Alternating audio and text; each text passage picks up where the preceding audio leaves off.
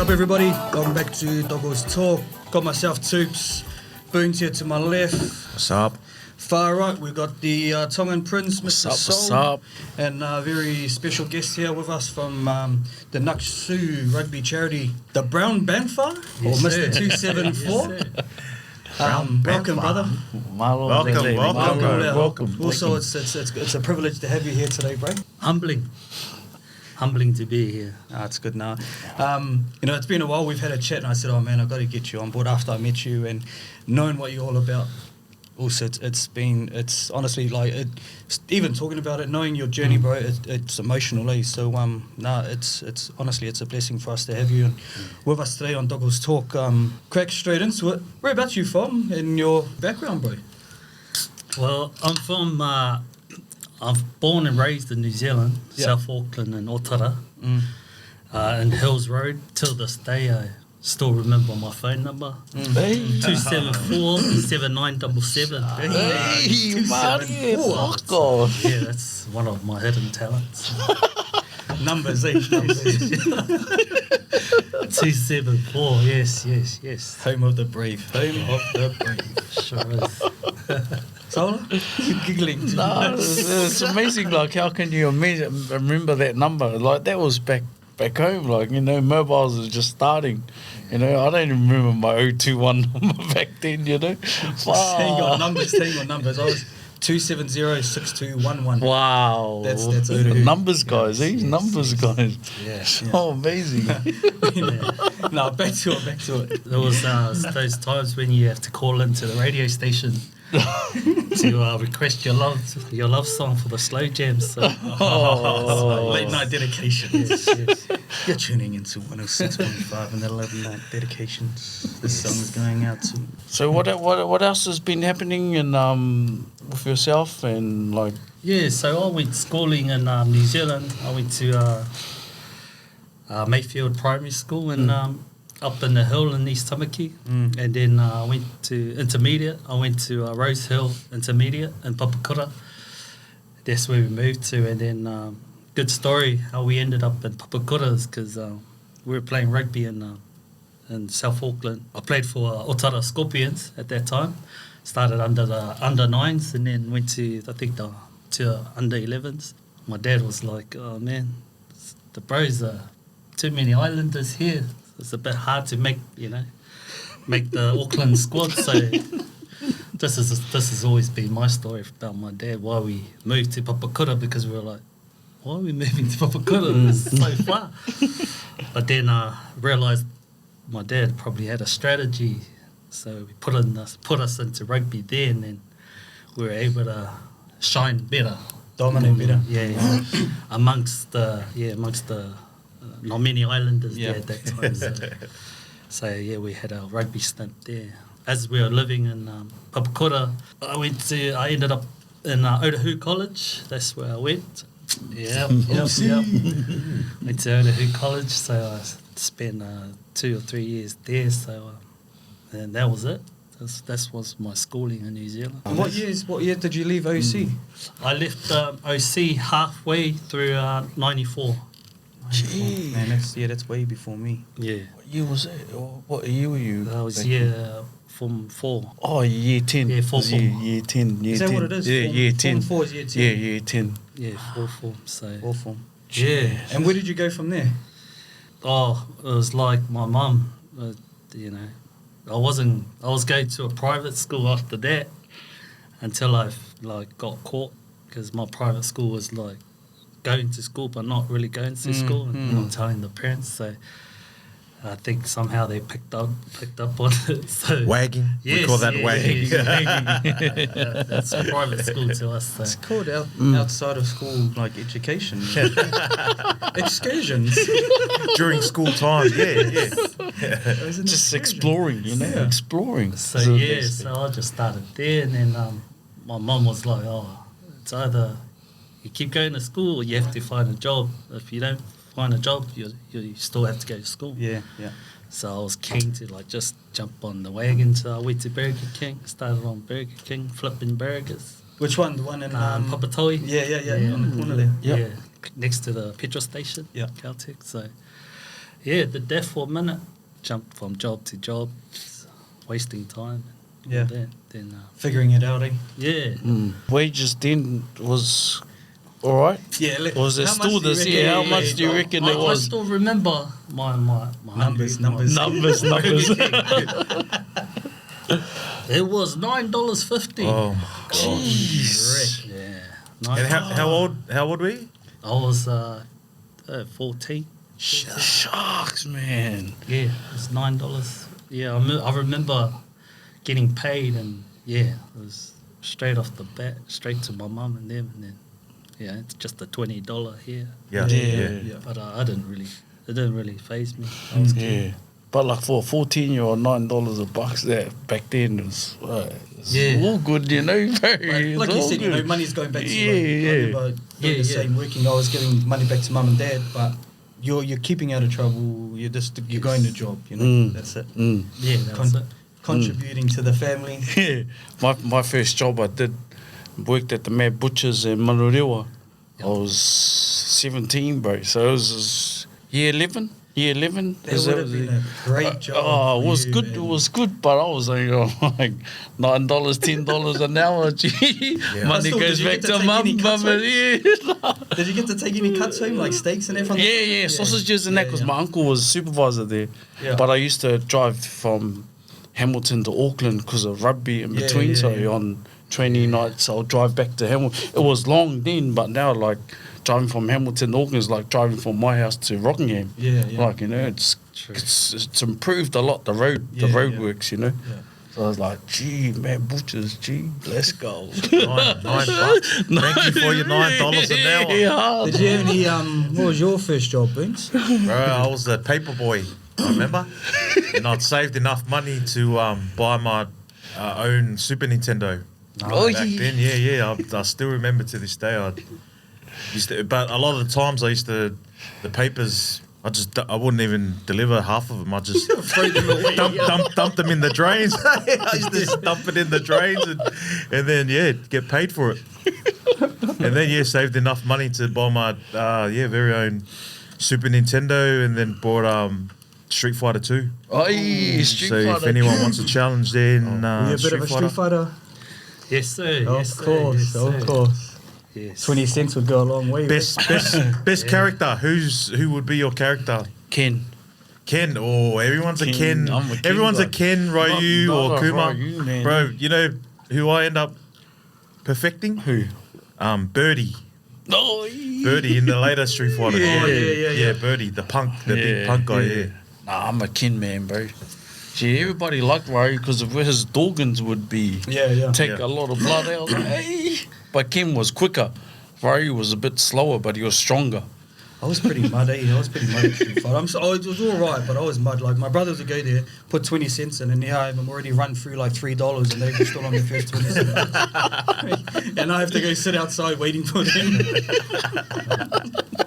Did you serve Snow Brothers in New Zealand? Or the WWF game? Nah. I didn't. man. I Metal didn't. Slug. Metal Slug was another good one. The little army men. Oh, yeah, no, I never played that one. Never played that one. Anyways. Double Dragon. Oh, yeah. Oh, Double Double Dragon, bro. Wow. Yeah. Did anyone play NBA Jam? Yes. Oh, yeah. Sega NBA Mega Jam was a Drive. good one. Shucks, anyways. So, yeah, before we get Too carried much away, reliving Yeah, the days, time. yeah. reliving our youth. 97, I think. Yeah. So I was rapping for Dawn Raid. Oh, nice. They scooped me up at a few. Do you know Student Bar? back Yeah, then? yeah. I knew. Yeah. I don't In know. Papatoe. Yeah. So that was the place to be. So so they had an open mic night, and then I happened to stumble up there. I don't know what I said, but Just started spitting rhymes. yeah, must have impressed the bro YDNA and them. Yeah. So got picked up from there, and then rolled with them for a bit, for a couple of years, and then I think around 99 got into some trouble. Yeah, my family of 5 brothers. And All other- brothers. Yeah, All brothers. No no sisters. sisters. Damn. That would have been strong. Yeah, Yeah. that's why. Yeah, it was. I would say very loving household. Yeah. It was hearty, but a lot of, the usual just beatings and fighting. Yeah. Yeah. You know, all that. in our household. But it was very good upbringing. I think my mum and dad really, they really brought us up really well. They never favoured anyone. Yep. And that's one of the biggest things I've loved about my parents is that they've never favoured any of the brothers. They treated all of us the same. Yeah, and very blessed today. All my brothers, me and my brothers, All close, got a strong bond. Yeah, we just can't live with each other. We're always contacting each other, keeping in touch. Yeah. But then two of my brothers were here in Perth, so I came. They needed some Kiwi food. They were missing the New Zealand Yeah. food, so my mum decided, I'll send up the little brother to with your food container and your esky and your corned beef and all that. The big polystyrene box. Yes. So I was the delivery man. And being in trouble at that time, I was very excited because I was keen for something out to get out to distract my mind. So I was like, send me. So my mum and them sent me over for Christmas for 2 weeks holiday. Yeah, and then that ended up 2 weeks, ended up being here for 2 years. Shucks. Yeah, and then I just didn't want to go back. And then joined a Christian organisation called Youth with a Mission. And I ended up doing a discipleship training school here, and it went for 12 months. It was just learning about God's character, and and so we had the first 6 months learning about all God's character here, and then the next 6 months you go on a mission and you put it all into action, and then that's where we went to. I went to Nepal for my outreach. Oh, Wow. And went to Nepal. We spread the gospel out there, did heaps of open airs. Yeah. The poor needy country there, and we went around in the mountains and tracking. Shucks, that would have been cold. Was it cold? Yeah, it was. Yes, It would have been freezing cold. me from South Auckland, Jandals. These Americans were preparing to go, and they were like rocking all their hiking shoes. Back then, I didn't know what they were. I was just like, they looked a bit weird. I'm like, sorry, what are those? And then, Bit overboard there, mate. but I was like the OG, just rocking my high top chucks. With the whole trip, just hiking, going through the rivers, the valleys, and all that. Yeah, then we went out there for outreaches, and then we came back to Aussie. Spent last time in Sydney, our last 3 weekends or 4 out in Sydney. Did a few open airs there, outreaches there, and then we came back, and then we graduated. Yeah, our 6-month course. So outreaches, preaching, like Go do open airs, do like dramas and skits out in the streets. Actually, bro, I knew some Kiribati boys that used to do that from New Zealand. I remember, they used to go and do that, spread the word, like doing all the skits and stuff. Going back to that, is that that religion thing? Did your parents bring that up with you kids? We were raised in Christian household. Mum and dad were 100 into it. The cool thing about my mum and dad, I think, they didn't really quite force it to us, the gospel. They didn't really believe that. Growing up, especially in a Samoan household. Yeah. But we always go to church, and then when they run the service, we're coming to church just because my mum and dad were running the service. But they didn't really force the Christ thing on us, which is really cool, because that's why I think when I did find Christ, when I did find Jesus in 99, it was like, whoa. Hey. It was something that you searched for, and it was on your own. Yeah. You went on your own journey and done it. Yeah. Man, going back to Nepal, what was the experience like? Yeah, that was culture shock, man. I was just and I was, I had my birthday there, my 18th birthday. 18th birthday. Up in the mountains, in the middle, no power, just fire. But man, it was one of the best, I don't know, it was one of the best birthday I've ever. I bet, man. That would be something so grateful for. knowing what you've seen and where you've been from, like coming from New Zealand, going, like you said, into the mountain where there's no power, no hot water, ground must be humbling, eh? It would have been so humbling, just being like, yeah, I'm grounded. What's the main religion in Nepal? It's Hinduism. Yep. Hinduism. Yeah. So, yeah, that was back in 2000 when I went there. Yeah. So it's been donkey years ago, but Hindu was the only thing they knew. Yeah, true. So where some of the places where we went, we hiked honestly for days up in these valleys or up in the mountains and stuff. Yeah. And they've never seen foreigners ever at some of these villages we went to. And the first thing they do, bro, they just come and just hold, touch you. Touch you, like, who are these people? Yeah, there's different people in the country, So it was buzzing, man. It was, it was very, I think it was just very overwhelming as well, because just from, what you said, where we come from is, it's way different than what's out there in the world. So, and then ever since then, I think from the age of 18 to 21, I think I've been to at least 20 countries. Wow. Can you split them off the top of your head, or is it just you need your passport to go? Check your stamps. I had 2 passports put together, and then got rid of that. Went to one single one because there was so many stamps. So and still doing the same thing, spreading that word. Yes. Doing all that. The vision of this organisation was reaching the ends of the earth. That was the motto. So so we were always going to places no one's ever been. Which place was something that you have been where you've never been before? Like, which was the hardest or the toughest place you went? Yeah, I would say Egypt was one of the hardest because they Muslim hard. So they were very overpowering. The men there were very overpowering and aggressive. Aggressive, and so they'll be yelling, but they were having normal convos. So I was like, it was a bit bizarre. Very strange. But Egypt was very hard. It was very hard to kind of reach to them. Language barrier as well, like with going to those places. Did you have someone that knew how to speak the foreign language with you at the time? Yeah, we had translators at all time. And but then we're at different areas as well. They spoke English as well, so it was a bit easy as well. Welcoming? Were the people welcoming, like everywhere? Yes. Yeah, they're really hospitable, very friendly.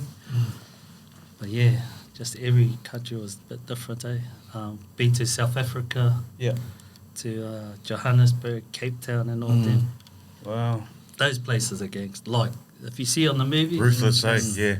Yeah. That's exactly how... That's how it is, right. To me, what I saw. And so. Harsh, But it's been good experience and, being at those different places, And I think like you were saying about your 18th birthday, going when there's no power now, like you look at the world now, like the Western world, like what it is, social media and all that, like you'll think, man, if the people could really understand and go back and understand what that really is like, the people out there, there's different parts of the world where just brings you back down to earth, bro. Yeah. It does. It honestly does, But technology is pretty much taken over the world, man. Hard. And so when you find places like that, it's rare that you find places where you can just no TV and nothing like that, eh? So it would be good, humbling. That was sort of like back when I got sent to Tonga, like coming from New Zealand, like it was still like 2000s. Still no hot water. There was TVs, but you can't sit there and watch TV, just... Same thing, I had birthdays there that were different to my birthdays in New Zealand. Like that it taught me something though. Like, like I was saying, it's humbling, eh? It was grounding, making you more grateful for what you had. But I think we all, as Polynesians, the way we grew up, that's what it was.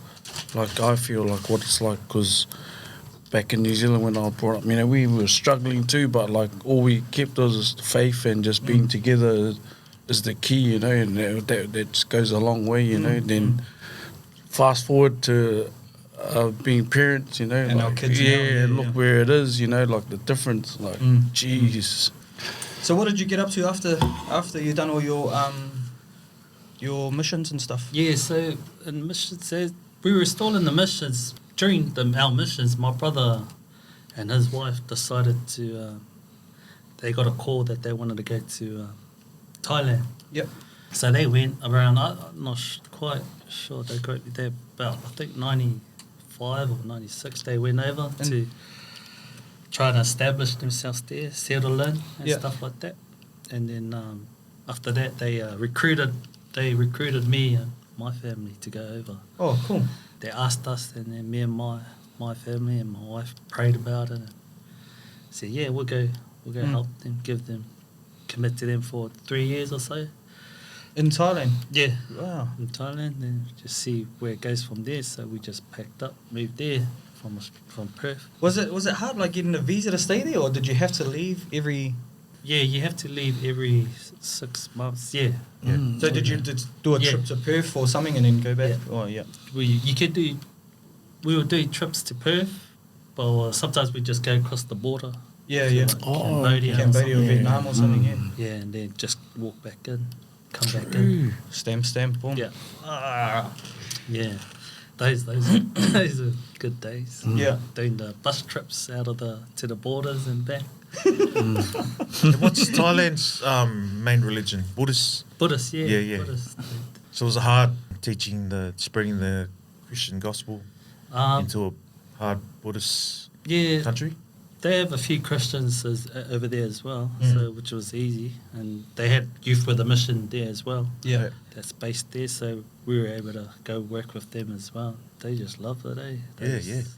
Those Christ followers, Christians, they are hearty. I think one thing I learned from them is that because they praise their king a lot, eh? Like the whole nation. Every night or something, the whole nation. The way they honour their king is just another level. So when they get converted to Christ, the way they honour God is... How they honour the king like it's next level. They're not going to honour this guy, the king. But man, they honouring the Christ, and it's just, that level is just like, man, the way they show it is like, wow. So you spent 3 years over there? After doing your visas and that, like, how long did you end up staying there for? Me and my family ended up staying there for a good 6 years, I think. We did a 6-year stint there with... Speak a lot of the language? Or did you pick up a lot of it? Yeah, we had to, first 2 years, we had to go to school to learn Thai, the Thai language school. Yep. So we did that. I think we did that like 3 days a week, I think. So go there and just learn the language and then carry on with our day, Yeah. It was just part of our thing. Like if you're committed to 2 years, then that was one of their things you have to do for your first year. Learn the language. Man, that's amazing. I'm still like in awe, just like all these countries, living over there, speaking the language, like coming from South Auckland doing that. I'm just like, Yeah. you know what I mean? Like it's rare, and it's good to see that. I could sit here and just listen to you talk, which I might do now. I came with bearing gifts. It's in my culture or in my beliefs, it's very rude to come empty-handed. I don't know if it's a Samoan thing, but I'm glad that it was imparted into my lifestyle. But here's a gift from me and from Naksu as well to you guys for just doing this and stepping out of your safety net and doing something for the people. Yeah. Appreciate it, bro. Appreciate it. Malo. Naksu.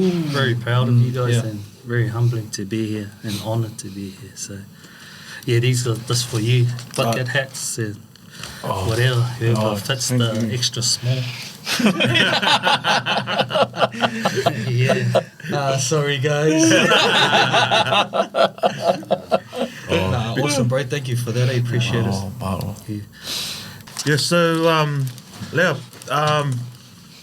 you run a charity tournament in Thailand? Yeah, so Naksu is a charity that was, I won't take all the credit, it was started by my brother, my older brother, and his wife, who God called them to Thailand to, because the wife was, had a calling in her life for children at risk, and so Thailand was the place that she felt and the family felt like they were called to, so they packed their bags from Perth, moved there, and then my brother invited me and my family and recruited us to come and just help them and see where we can be a use to them out in Thailand in their ministry. So yeah, we got there. So we packed there in 2009. We decided to make the move over. As they were doing the charity, as they were doing the ministry of the children at risk, yeah, my brother, I was there. My brother was like thinking, I'm sure I could do something worthwhile, so that, because, you know, it was, he just didn't know how to fit in because the wife was doing the children at risk. things. And he was like, man. You wanted to Yeah. put a bit of work in as well, Yeah. do something that he's good at. Yeah, he's like, what can I do, you know? And the bro is pretty good at rugby as well. So he's like, oh, okay, maybe I could use my rugby, you know, rugby skills and that to add into this thing. So in 2009, he just said, oh, bro, let's see if we can do a rugby clinic. And so that's when we went around different slums areas in Thailand and Bangkok. Yeah. And went to a few, and yeah, we're proposing this this rugby thing to the communities, different communities, and you can't just walk in there and like say, Come play rugby. yeah, but you had to go through the elders. So we had some translators as well that came with us to help us to talk to the elders of the communities in the slums. To pretty much like get their blessings Yeah. to carry on with it. Yeah, to get us. So I was just thinking, man, picture you rock up with a truck and you're foreigners into this low community, Yeah. and then you're like going around telling the kids, come on, jump in the truck. And the locals are like, what are you going? I was like, that just looks wrong. It's like those movies. We're not smuggling, we're not people smuggling, we promise. Yeah, these guys are like luring these kids. Don't know where they. Yeah, so yeah, lucky we didn't do that. And yeah, we just went around different communities. We hit one of the biggest slums that had the highest like drug syndicate. And what, Yeah. the kids were in around that stuff? Yes, they were around it all day, and yeah, I think, you know, we were lucky enough, you know, as young kids and little kids, you know, when we were growing up, you know, what we want to be when you grow up, you know, there was like, you want to be a fireman, you want to be a police, you want to be a this and that, you know. None of us have come any of those things. But because we have, we're open to heaps of opportunities in life, you know, so we had the luxury to go be what we wanted to be. Yeah, yeah. But these kids, when you ask them, what do you want to grow up? Or what do you just want to be when you grow up? There was only two things. It was either a prostitute or a taxi driver. Right. And that's coming from the kids? Yeah, but that's the only thing they knew, right? Yeah. Around their hood. Yeah. Oh, that's outrageous. Because prostitution in Thailand is probably a way out for them, isn't it? Yeah, but that's their thinking, eh? That's Yeah. their only way out. The only way. But the only thing to do Yeah. to provide. That's why it's it's a very big issue. Yeah, big time. Were you playing rugby over there at the time? You and your brother? No. Or you just went around doing these clinics first? Oh yes, we were playing for the local club there, Bangkok Bangers. Me and my brother were playing. We were always on this magazine. It was like Starlight. It was so funny. They called us the Masters of Disasters. Yeah, because we were both midfielders. Oh, nice. So yeah, me and my brother. So every game, and then they'll have a write up, and I was like, what the? We were playing for a local club there, it was good. We haven't played ever since I moved from New Zealand to Australia. Never played rugby.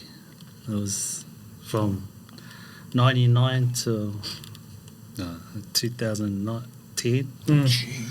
Yeah, we just never played rugby, never stepped back on the field. It was Until you got to Thailand. Yeah, until we got back to Thailand, and we're like, what? We're able to play again. Yeah. So that's when we fell in love with the game again. Oh, man. But yeah, then we just went around these clinics. Then we did all that for, we came up, and then we decided we're going to do a rugby clinic, our first one in 2009.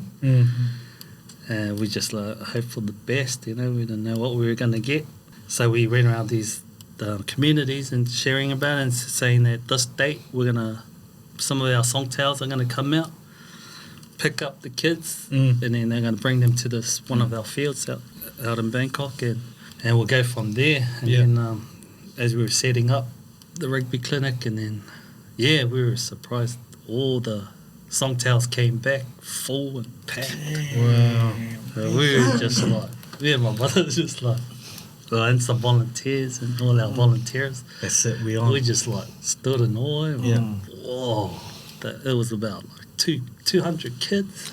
Wow. Yeah, 200 kids that came to the first rugby clinic. Wow. And we were just like, this is it. That's the making, the starting of something good, This was the starting of something. But that's the thing, like the kids are looking for something different, To get out, And that's like what you and your brother brought in. It's creating a different path for them than what they're usually used to.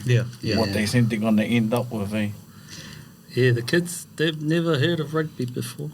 In Thailand it's known as a rich man's sport. It's up there. So the only people there that play rugby is like the kids that go to the King's College. Yeah. And there's only 2 King's College in the whole of Bangkok. So if you go there, you play rugby. Yeah.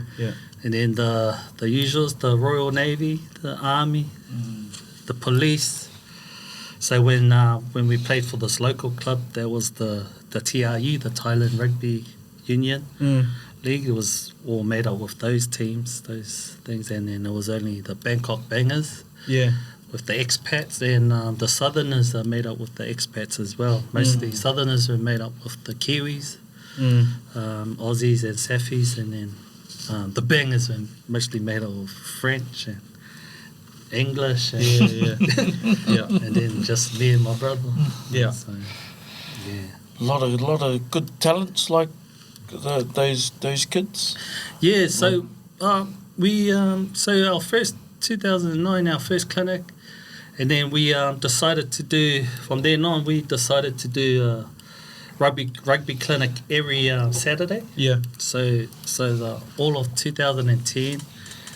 We did rugby clinics on Saturdays, and then during the week we would go visit these the different slums of the kids that were coming to our thing. We would go there and we would give them like just the basics, life skills, like English and soap and all the health things and all that.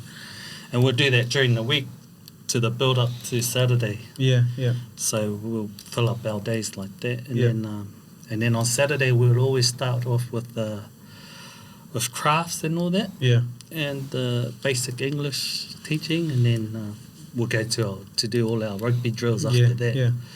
So we just did that one whole year, the all of 2010. We did that consistently, and the kids still haven't played the game yet. They've just been learning the basic skills. Catch and pass. Yeah, Run. it was the best because the tackle bags were their favourite. Yeah, yeah. They would go in. Some of the kids, it was good. Some of the kids go in to tackle, but they go in with the flying knee, the flying elbow. WWE, WWE suplexes, and it was awesome. I was like, surely, that's not the way you tackle, but they just didn't know it. Yeah. and they're having fun too. Well, yeah, so it would yeah. be good to see that. Oh yeah, it was so good, and they just picked up the game, and we just did that for a whole 1 year, and then 2011 was our first time. Yeah. We were confident enough to enter into the comp to the Bangkok International Teens. When did that start? Because that's 20 years next year, eh? So, what's it? 2026. So 2006 it started. Is that right? Yeah. 2010 when we started the kids Yeah. training, all their clinics. That's where me and Sops would play for the Bangkok International Teams for the club, the Bangkok teams. And then my bro and Eddie Evans, he's one of the biggest helps as well. He jumped on in partnership with the brother and made this move forward. So big ups to him. And, I met him when I was there. He's a good dude, eh? Yeah. He's got a really good heart. He does. He's Really good heart. Yeah, he's very generous as well. Many caps for Canada. Yeah. Still. Oh, really? Canadian? Yeah, he's Canadian. He's a superstar in Canada. He's in the Hall of Fame of Canada and everything. But bless his heart for just saw the picture and saw the vision and wanted to be part of it. And worked with it, eh? He was like so happy. So very, very grateful for the bro. And so 2011 was the first year that we entered our first juniors, our kids team, into the comp. And 2000, it was under 11s, 2 teams, under 11s and under 14s. Yeah. So we had some girls as well. They were like hearty to jam, so that was very cool. That was good. And it was very we were nervous as coaches. Yeah. Nervous of their safety, you know. Yeah. And, you know, there's like going to be their first time playing against like foreigners and, you know, kids from different countries, and, you know, they probably never seen anyone from different from a different country. So when they were watching their first games, they were watching. Oh yeah, I think their eyes were like, what? Oh no, you know. They started to like, oh no, what did we like sign up for? You know? It's alright, you've got this flying kicks all day. I can just hear my brother, tackle, no kicking, tackle. But from that day, fast forwarding it now, the kids have way improved, like from when you first, from 2011. Yeah, I can confidently say they've mastered it, eh? Yeah. They're guns now, man. They young Thais that they can have a rugby future if they want, if they take it all the way to a point. But just a massive improvement from then to now. So, like hearing you say, like coming, like you said, from 2011, your first one, to now, what I seen last year or earlier this year, it's just continuing to grow bigger and bigger. The kids are, man, like the smiles on their faces, everything. Like for what I witnessed, it was every time like you just see these smiles. They're out there having fun. You know, playing in a pair of boots. It might be 3 times bigger than them, but still they're running. They're playing. Man, you have done such a wicked job of that. And what I was gonna say, how did you get the name Naksu? Where did that come from? Yeah, my bro, and he was looking for a good name, but then he was thinking about warrior, you know, warriors, because, you know, even us as our cultures, you know, we're warriors as well. We come through some hard yakkers, and these kids have come through a lot. So, Naksu means warrior in Thai as well as a noble warrior. Nice. So, we thought that was fitting Because I remember the name Naxal was on Kickboxer. Yes. On the movie Naxal Yes. Cow, eh? Yes. White Warrior, I think it meant, yeah. Yeah, that's exactly it. That's what that brought me to, is like to that scene Yeah. where the Thai lady, his girlfriend. Yep. Naxal. Yeah, Naxal Cow. Yeah, that was such a.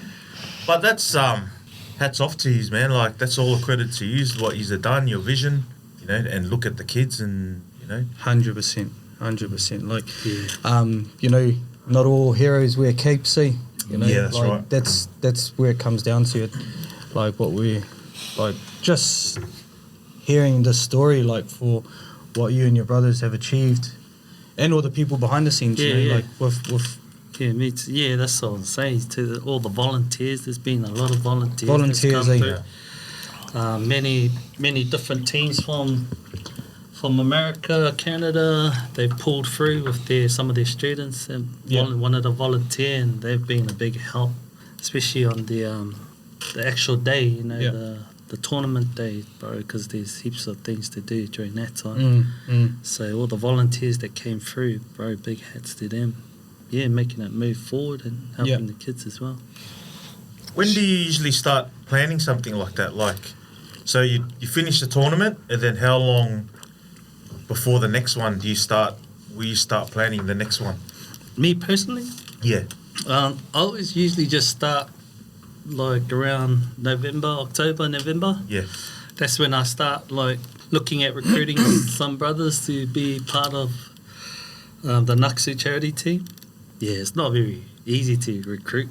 You want to take a good squad, but then you got to look at the bigger picture.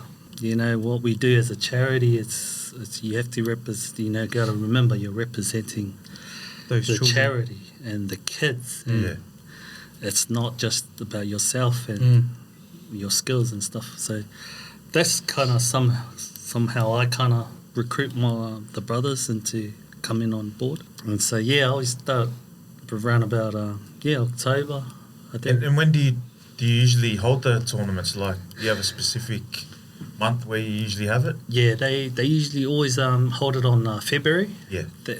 That month, and it's either it's always in the middle of the month. Wow, so you only like, really from October, you only for a few months out, and then you into it, eh? Yeah, because most of the boys, you know, the season finishes around August, September, and then they go on their, you know, they give them a break, you know, they go on their little break, and then that's where I kind of start looking into some players and stuff like that.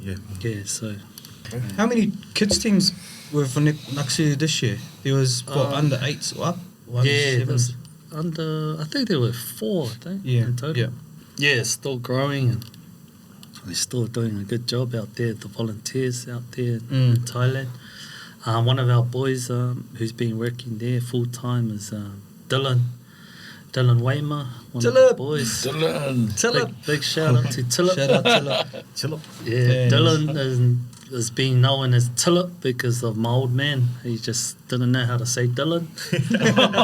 So my old man said, "Where's?" Oh, it's Samoan. Fellow, come on, Tillip. And we're like, "Who's Tillip? Who's Tillip?" Said Tillip. So, bro, the host has been named Tillip for ever since then. So, yeah, he's been massive. He deserves all the credits because he's been taking it from day one since we left, and where we were able to move back to our safety place, school our kids. You know, even my older brother, he's gone back to Canada and with his kids and family, schooling them there. And while the brother holds it down back in Thailand for us. Yeah, we just keep in touch with the bro and back and forth. So he does all the hard work. Yeah. He's a good dude. Had the, you know, I met him when I was over there, had a good chat, and like his heart's in the right spot. Like, you know what he does. It was funny, like when we were doing the kids presentations and we were all waiting there, you know, we'd see all these other kids from the other countries like jumping up and down and this and that. You know, for me, it was, you know, they've got everything, you know, I could Yes. see, but our kids that were sitting in front of us, you know, just looking, looking, waiting patiently for them Yes. to get a medal. You know, all these other teams jumping up and down, doing their thing like this, but the charity kids just sitting there nice and patient, you know, not a word out of their mouth. And then as soon as they got their medals, they got up, had a smile, you know, done their thing, got a photo. But just seeing that, their smiles, just getting just a simple medal, man, like, oh man, it broke my heart, eh? Like, oh, they were pulling on my heartstrings that whole weekend. Oh, that's amazing. Sounds amazing. We've been there, but might have to make a trip sometime in the future. Yeah, just skip Phuket. Just go to Phuket, bro. Go help the kids. Not allowed there. Yeah, no. But yeah, this charity's been close to me. Since my brother gave the reins out over to me to take over to bring teams over every year. You know, it's I've been just very honoured every time it's to take boys over. It's not easy, but man, every time we get there, you know, and we have a team and that, bro, I'm like forever grateful to have a team to get over there, because it's like, you know, it's a lot of work, you know, boys are busy, you know, everyone has their own lives, but that's why I always try to like emphasize the charity is, you know, it's a good trip. The reason why it's a good trip, because we get to be part of something that's greater and bigger than ourselves, you know. 100%. And you know, sometimes it takes you physically to come and see, you know, to witness and observe. Oh wow, you know. And some of the boys, the OGs, they come every year. I think that's what they've gotten there. They've just gotten their whole. They've just grabbed hold of it, and they're like, bro, this is a great cause, you know. And that's always been me and my brother's heart, that when we do bring some brothers over, that they would really grasp hold of what the vision is and what what it's all about. Then they can take it and own it themselves. So when they leave their country, we leave Thailand and they come back to, or go back to wherever they came from, and like, wow, the experience, and they share it with others, you know. But it's like I was saying before, it's such a hidden gem, you know, for us and for me and my brother, you know, to have this charity, be part of it. So I can say now, Wolf's, like, it's not hidden anymore. It's out there. You're listening. yes. Naksu Rugby. We're going to put their socials on regardless. You're all going to have a look. Get behind it, you know, like if you're a rugby club or you know your kids have got small boots, any size boots, like send us a message. I don't mind come picking them up.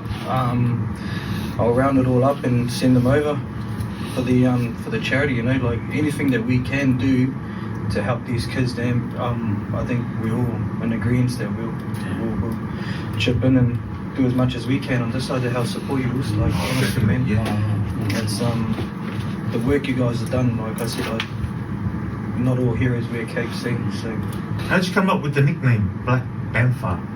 Is it Black Bantha? Brown Bantha. Brown Bantha.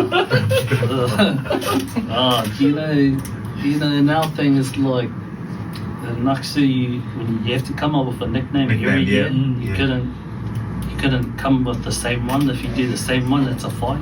Hey. So you'll always, so every year you have to change, come up with a new one. So new nickname for every. What was your nickname? Toops. Oh, so yeah, it's a boring one. You have to do it. Yeah. There are some funny nicknames, eh? Bloody Toasties and It's good. 274. Who else is there? Fiji Water. No, that's good though, man. That's good. Change it up every year. Yeah, so it's good. It's real good. Once you're Naksu, you'll always be a Naksu. You know? Even if you don't come 5 years, then next year you're like, bro, I want to have a gym again. Yeah. Then you just hit me up, and bro, you're definitely back in. You know? Yeah. It's not like Because it was cool even to witness, you know, like even to see like the boys receive their caps. yeah. Was it 5 years for their caps or 3 years? 2 years, yeah. So our traditions are like, if you come more than 2 years, so your third year you get a cap, and then your fifth year, if you come more than on your fifth year, you get a vest, a Naxi vest. So then then you're just there forever. It was just something that I just wanted to acknowledge the guys that keep coming, keep supporting this whole call. Taking time out of their busy lives. And I know, because it's hard enough. We know it's hard enough to put a team together. We put a Masters tour team, and that's hard enough, and that's just local. Like trying to, I couldn't imagine trying to get a bunch of boys to go, overseas for a tournament. Yeah, we can't even get a proper Masters team over here. Everyone lives around the corner. Jeez. Go Dama. Hey, Mr. One Training. Mr. One Training over there. Mr. just turn up for his gears. You're main one too. But I played the whole tournament. Are you sure? Bro, we do a little thing. It's clout. What is it? Clout or clout? Clout or count? Clout. Excuse my Someone's got a... Somebody got enough tongue. Excuse my English. It's very English. Puna, take it away. Just a little one, and I'm going to bring up work. Yeah. My first time loading 100 trucks in a shift. In a shift, in a loader. In a loader too. That's pretty. Gone pretty hectic all day. Like a lot of the digger ops will do it. Because they've always got like 7 trucks and that on them, so they can get it done pretty easy. But that's my loaded 100, eh? Loaded 100 trucks, first 100, and hopefully my only 100, because that was busy, bro. What about yourself, D? Oh, probably still a gout moment after I'd done the shoulder a few weeks ago. I'm out for a bit longer, so just carry on. You still got the gout. Still got the gout moment, actually no, I'll go gout moment. Footy season started for our kids, and it's been good to see my son being out there running again. So being keen. Yeah, he's keen this year. So it's good to see the kids out there. I'm helping out with the kids as well, which I love doing. So that's probably me. Oh, my gout moment is yes. As you can see. Is that your right leg, Tokos? Now Meninga back again. For the third time. That was cake, bro. It was right on my birthday too. So wow, that was went to the hospital. Then when the lady shared the news that fractured and it's gonna be in the cast, bro. I just looked at my wife and just like, that's a long few weeks. So that was cake. But you, Mr. Tongan Prince? Yeah, I got a gout moment, bro. This was probably when I was 7. I ate octopus. Bro, as soon as I finished, probably 20 minutes later, itchy everywhere, dog. So I was like, I was allergic back then. I didn't know back then. Now if I eat it, it's all good. But I couldn't stop scratching it. Octopus, eh? Octopus. Octopus eat the teeth. Oh my God. That's my gout moment. I still remember. Just once again, of course, from us at Tokos Talk, bro. Appreciate you coming on. Appreciate you sharing your story. It's honestly, it's been a pleasure listening, bro. Like I said, I'm lost for words from your experiences and what you've done. Everything that you've done, all in God's name, has been a great journey, bro. All those children that you've helped along the ways over in Thailand, they needed that one person, and that's been you and your Tokos and your all sorts over there. So from Tokos Talk, bro, thank you very much. Thank you. Appreciate it, bro. Thank you. Thank you.